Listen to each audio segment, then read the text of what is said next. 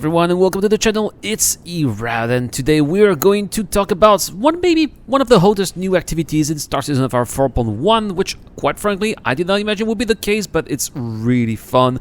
These are the collection missions for the elusive Tundra Kopion horns. Whether you're working for the mysterious Banu giver Wikelo or the corporate powerhouse Ryari, these horns are in high demand. But don't be fooled, hunting down Tundra Kopions isn't as easy as it sounds, so stick with me. I walk you through what you need to know, where to find them, and why they are becoming a hot commodity in the player-driven market. So let's get started. So, with the arrival of Star Citizen 4.1, players are diving into a whole frontier of collection missions here, and some of those are actually featuring some sought-after items that are already making waves in the economy, so to speak. If you've been keeping an eye on mission boards, you might have noticed two new names appearing: Wikelo, which of course is a mysterious Banu mission givers, and Ryari, which is an ever-expanding corporate powerhouse in the Stanton system. Both of these factions are offering lucrative entry missions, but there is a catch. To gain their trust, you'll need to track down a very specific and highly praised item: Tundra Kopion horns. Now, Kopions themselves are already rather rare enough, but Tundra Kopions, that's another challenge here, because unlike their more common counterparts, these creatures thrive exclusively in harsh, unforgiving landscapes, barren tundras near frozen, snowy regions on Microtech. If you don't know where to look, you could spend hours wandering through icy wasteland only to come up empty-handed. But for those who know the right locations, these horns could be your ticket to some of the best-paying contracts in 4.1.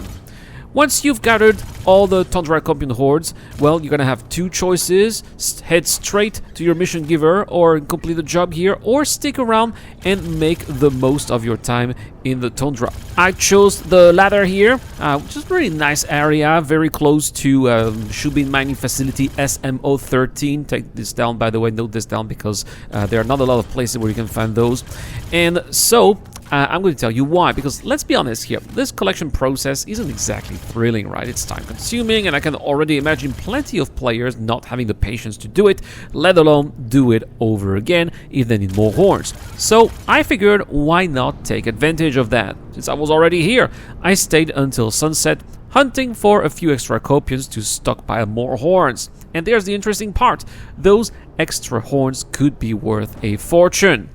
With these new collection missions, we could be looking at the start of a brand new player-to-player market. If demand for Tundra Kopion horns stay high, there's a real chance that traders and mercenaries will step in, buying and selling them at a premium price. Instead of spending hours in the freezing tundra, some players might prefer to pay others to do the dirty work for them. It'll be fascinating to see if this economy indeed takes shape over the next couple of weeks. Now, before you leave, one more thing here: you're not going to be the only one out there looking for Tundra Kopion hordes. These new collection missions have quickly turned into some of the most popular activities in 4.1, which means you'll likely run into other players wandering around the same tundra as yours.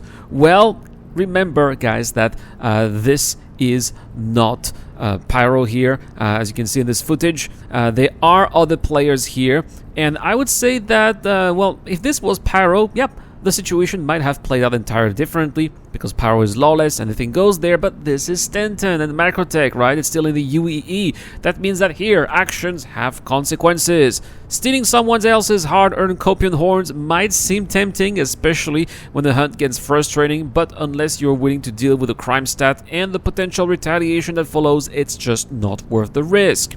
Now, I won't lie, I was very tempted to pull the trigger here. The thought crossed my mind, but ultimately, I decided against it. As I said, this isn't Pyro. Sometimes it's just smarter to stick to the hunt rather than pick a fight you don't need. And so there you have it, guys. Everything you need to know about Tundra Kopion horns in Star Citizen of 4.1. Whether you're looking to cash in on that new player-to-player market or just finish your mission for Wikelo or Ryari, this new activity is definitely one to watch. Will these missions become a regular part of the game's economy? Only time will tell, but one thing for sure, there is a lot of potential here. Anyway guys, thank you so much for tuning in. If you found this little guide useful, make sure to hit that like button, subscribe for more content like this. Got any tips and stories from your own Kopion hunts? Well, drop them in the comment section down below. We'd love to hear how your missions went. And before you go guys, don't forget we got a giveaway this month. It's a Super Hornets Heartseeker Mic 2 for all my subscribers this month. Just comment to any videos posted this month. 10 entries will be put into the Wheel of Names.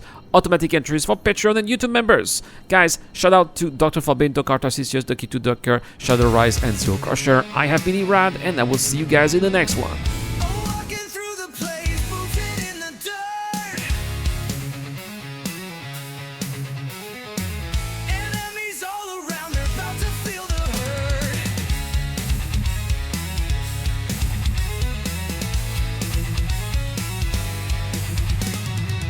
Sneak through the shadows with my gun in my grip.